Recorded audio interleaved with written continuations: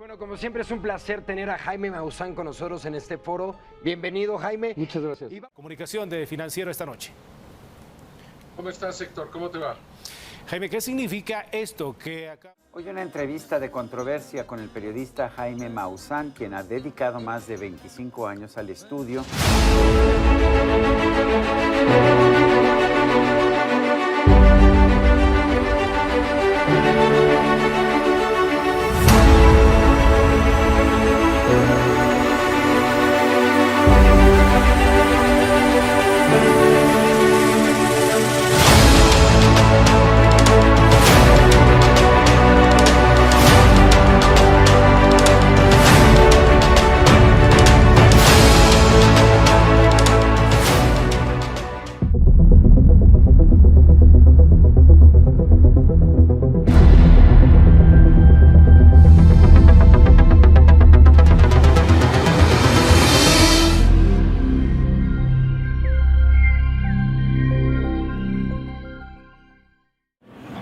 I would like to welcome you in UFO Disclosure Bulgaria, and it's a pleasure to meet you and to be able to speak with you. Thank you. So that video will be in YouTube, the UFO Disclosure Bulgaria channel. Will have subtitles in Bulgarian, but will be exposed to the world. So I'm really very happy to have you in the camera. Let's start from today. You have excellent, amazing presentation, and especially the most fascinating thing was this objects above the Pentagon and also Kremlin, Russia, and actually they was seen many places in the world. What do you think about all this thing? I mean, why nobody talk about that? That's a mystery. I don't know why, with such evidences, when you have 4 people recording a UFO above the Pentagon, and you have the interviews, and you know who they are, and you know that the videos are real, and you consider that this is the most, probably most secure place in the world, and nobody does anything. It's really more mysterious than even the sighting. Why nobody does anything? Nobody said anything. The newspapers, the media, the newscast, nobody investigated this. It is very difficult for me to understand. I've been investigating that case for the last 3 years, since 2018 when it happened. And then I found that the same object was above the Kremlin 9 years before. That's December the 9th, 2009.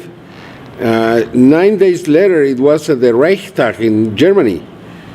It's a very secure place too. I mean, we're talking probably about the strongest country in Europe.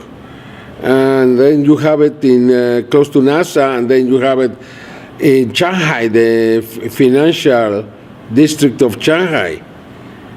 And in not a single place, not a single investigator did anything. How can you explain that? As I said, it's more mysterious than the real sightings, because how can it happen? I mean, you have an object of 300 meters in diameter, hovering about the most important places in the world, or the most secure places in the world, and nothing happens. And the most interesting thing about that is there is not any kind of military aircrafts flying around to do something. Do you think that... No the military, no the media, nothing. Do you think that maybe this object blocking everything? No, I think they knew it was there, and what can they do? Or maybe they prefer... Can they confront it? And then, okay, is there, nobody's doing anything, and then you have 3 or 4 jets going around, attracting all the attention into this object that is there above the Pentagon. I mean, it would be scandalous. It would be a huge shock for society.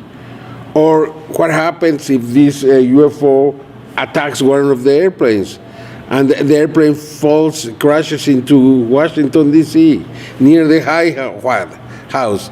I mean,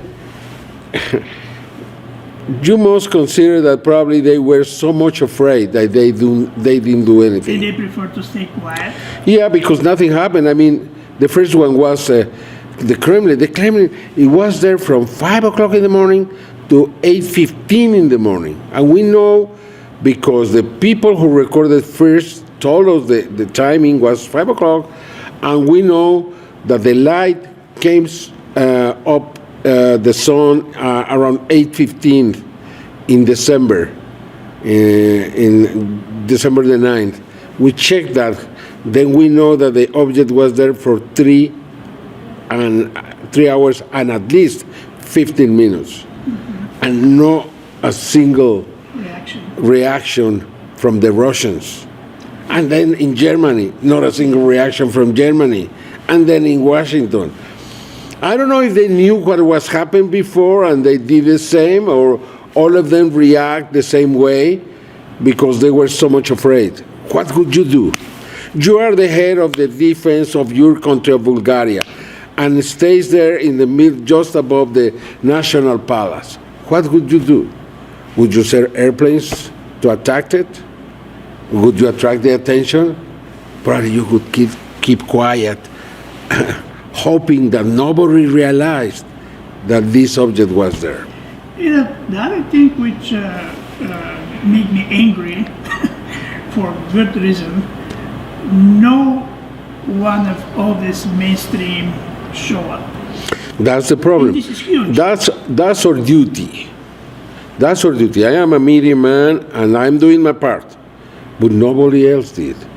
I want to send this to the Washington Post. I want to send this to the New York Times. I want to send this to ABC, CBS in the United States, or to Pravda in Russia, or in Shanghai, to the media, to know what they say. Why never investigated that? They are failing as journalists when you have such an event in such a place and you don't do anything. The most huge event, I think that was the first time in 1952 when 5-6 July 21st, I think it was 1952, when there were many UFOs around Washington, D.C. Right. But then people saw it, it was in the media, it was presented, and what they said, oh, it's a climatic inversion.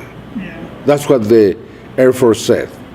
Una inversión climática. What is that? It's when the air is hotter above than below. Then the pollution stays down. That happens in Mexico every day because we are in the middle of the mountains. Then you have this climatic inversion, and then the air cannot escape until heats up and then evaporates. How can they say that? How can they say that in 1952? The people were so dumb there, or they didn't have any experience. When they heard, oh, climatic inversion, well, must be something very strange. No, it's not that strange, it's just the temperature of the air. But they use it to confuse. And they did it. Phenomenon. They did it because they were military and they know what they are talking about. And it's amazing. They always lie. They always lie in our faces, and nothing happens.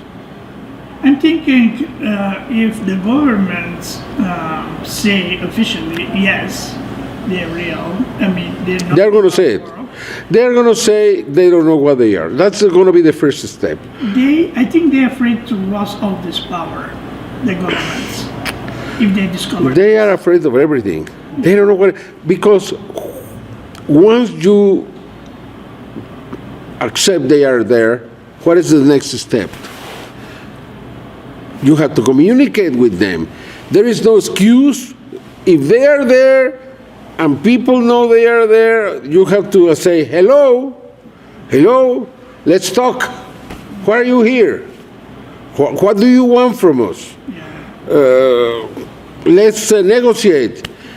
But at that moment, and I think this is the main point, we have to accept that there are laws in the universe. At that moment, we will have to accept that we cannot do anything we want. We cannot put weapons in the space. We cannot use the space for war. We cannot do many, many things. And probably we have to take care of our planet. We have to change the way we are. We have to sacrifice. And especially those who possess the energy, what is going to happen to them? To the oil industries. You see, I accept that in the 1940s or 1950s, they were afraid of the power and they didn't want people to consider that there were more intelligent beings out there, or more powerful beings out there than we were. But that time has passed. Now the problem is that we are going to have to change, to adapt to a universe. And we are very much afraid. Not us, the power, the governments, the money people, those who own the oil industries, some, because that's all over. You know what? It's finished. Then probably when they tell us, if you continue, this is going to be your future in 10 years or in 15 years, we can ignore that. And then we have to change everything. And we have to sacrifice ourselves. And probably people, governments don't want to do that. It means that you cannot use this, you cannot do this, you cannot do that, you cannot destroy the jungle, you cannot transform everything into money, you cannot continue affecting species, you have the duty to preserve life, and that means that we would have to do many things that probably we wouldn't like because we are very comfortable the way we are. The last 10 years, all these activities all over the world increasing. People have all the smartphones, even if they don't have cameras. They're taking pictures, they're sharing. There's a lot of evidence, and that cannot be denied.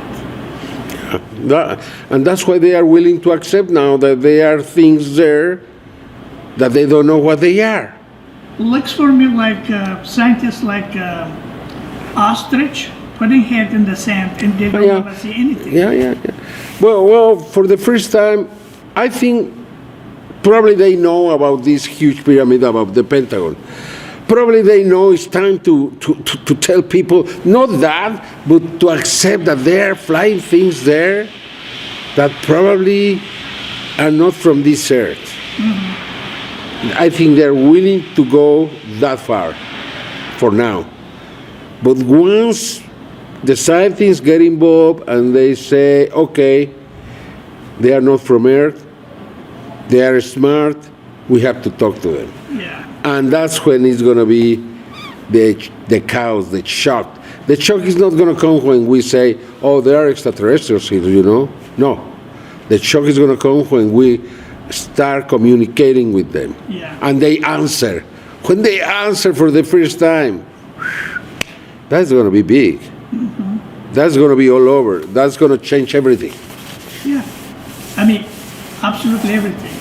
Absolutely everything. Belief system? Absolutely everything. Are we ready? Are we willing? Maybe not. Are we willing? Well, if we are ready or not, it's going to happen. We better be ready. We better be ready. Besides, let me tell you something. It's the best thing that could happen to us. It's the only way to save this civilization. We are on the brink of extinction. We are almost there. Not just the climate, extinction of life, resources, people, food. Food is going to be very important in the next few years. Water. Where? I mean, the climate.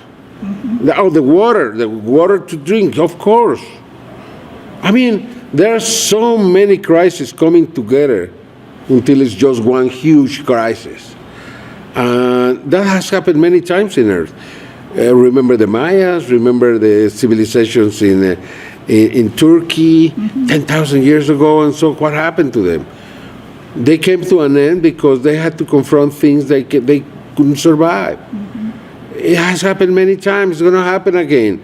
Even it doesn't matter that we are now 8 billion people or whatever, or close to that, and we are going to be 10 billion people. Well, probably not everyone is going to die, but the civilization will be gone, and it's going to be terrible. I don't want to live in that world because it would be a world without rules, a world that wouldn't be safe. We would be going back to the time where there were no rules, no law, nothing. Do you have a hope? I have a hope. Do I have hope? Yes. My hope is we communicate with them and then we listen. And we need to talk much more publicly about this. Well, we are doing it, and they are willing. Finally, the congressman realized how important is this, realized that the phenomenon is real. Now they are competing. They are competing to see who wants to reveal more, to tell more to people. Now they love the subject, and that's good. That's good because it's going to take us to accept that they are here. And when they are here, again, communicate with them. Yeah. It's like a jet. 4 or 5 years ago, in Lib, Nevada, in Paula's conference, you had presentation. And Yeah. You talked for first time about these mummies found in Peru. Yeah. Do you have new information about what happened with all this? Oh, yeah. Well, yeah.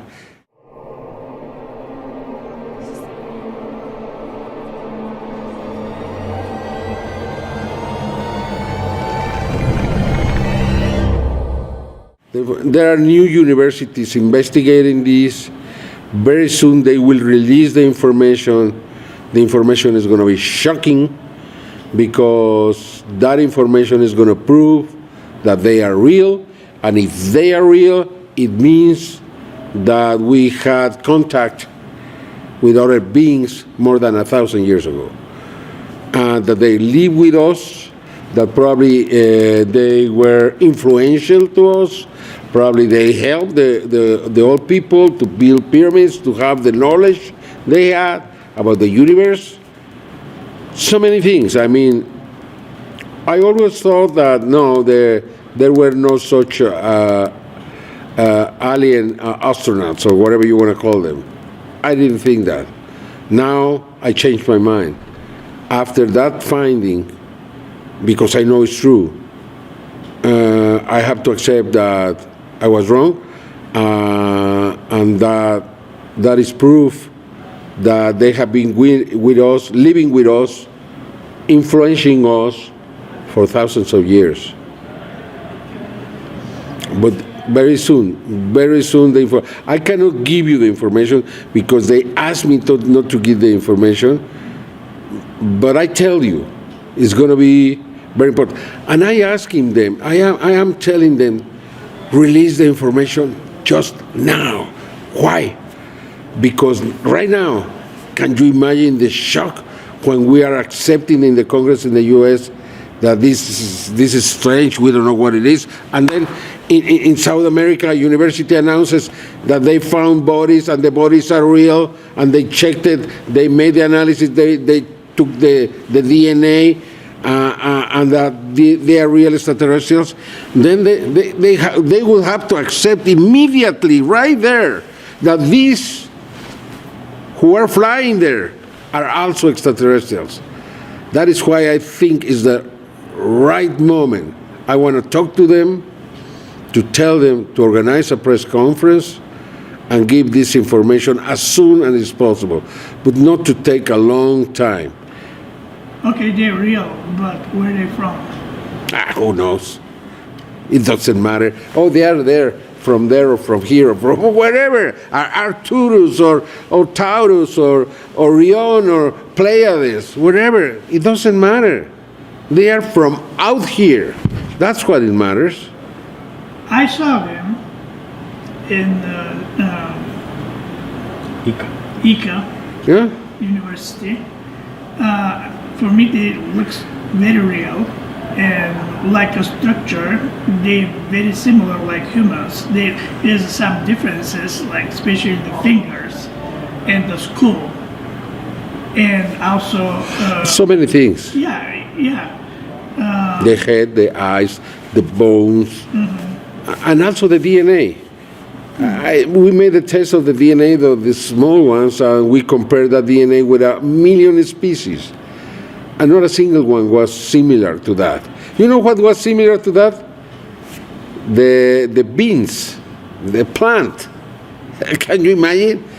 They had the same genes that the plants of beans have, 20%. That was the closest. Difficult to explain why. Eventually, also they can be hybrids. The possibility that Maria is a hybrid is very high. No, has not been proved, Yeah. but it's very possible. It is very human, but at the same time, it's not human. I mean, these 3 fingers. It has the fingerprints the same, like humans. Many things inside the stomach, the heart, everything is there, and it's very similar. But there are some little things, like the size of the head, like the eyes, the sockets of the eyes, and so on, that are not the same. Then we can say that it's half human. I think that legend from the Sumerians, where they say that they mixed with humans, that's the result. And they were the descendants. And that's why we have many people with elongated heads that were not made by other humans. I mean, you can deform this to create that.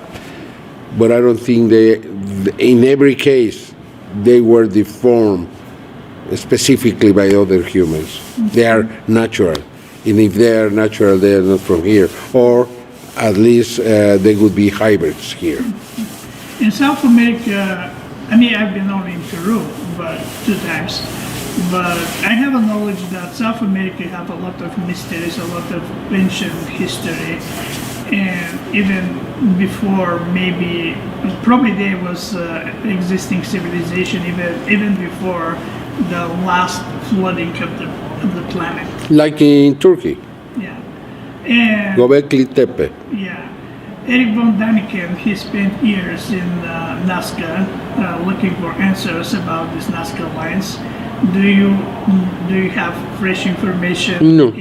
No, I think if there were these creatures here and they knew they came from there and they saw UFOs or whatever, I think they did these lines to contact with them, to make an homage to them, I don't know. That's some people say they are airports for UFOs or things like that, or I don't know. I think it's just to try to communicate with them. The other thing which is very interesting for me is these pyramids. They call also wakas, the place for powers. They're everywhere in the world. I mean, you have in Mexico, it's similar like in Peru, in Egypt, a little bit different. Even in Europe, in Bosnia, one professor, he found a pyramid also. What is the main purpose of a pyramid? I mean, there is a relation. All the civilizations that have pyramids have a precise calendar of 360 days. It means they were used to follow the movement of the stars. You stay at the bottom of a pyramid and you watch the sky every day, you can follow precisely the movement of the stars. And then you have 4 squares, then you can go around. This is not my discovery, but some archaeologists in Mexico have proposed this, and I think with a good real reason. Even the size of the pyramids is related to the size of the earth. There are many, many reasons to believe that these pyramids are astronomical. Then because there were big astronomers, they were buried under these pyramids, probably as an homage to them. Then they found that the pyramids probably create energy. But I think the main reason that the pyramids were built was to follow the movement of the stars. I mean, there's a lot of questions about and there are many ideas and proposals. This is just one more, but I think has a basis to believe in it. Especially for the Cheops pyramid in Egypt, was oriented south, north-south. No, the orientation is perfect all the time, because they had to do it this way to be able. Probably that knowledge came from the stars. Probably these creatures gave them that knowledge. You have to build this. You have to watch the stars to be able to understand where you are. Probably when we connect with them, they will tell us. Right now, it's just pure speculation. Yeah, it is. Okay, we almost to the end of this. Can you just imagine you're on the world stage now, and you have to say something super important for the human race. What, if you have that chance, what are you going to say? To the humans or to the aliens? Both of them.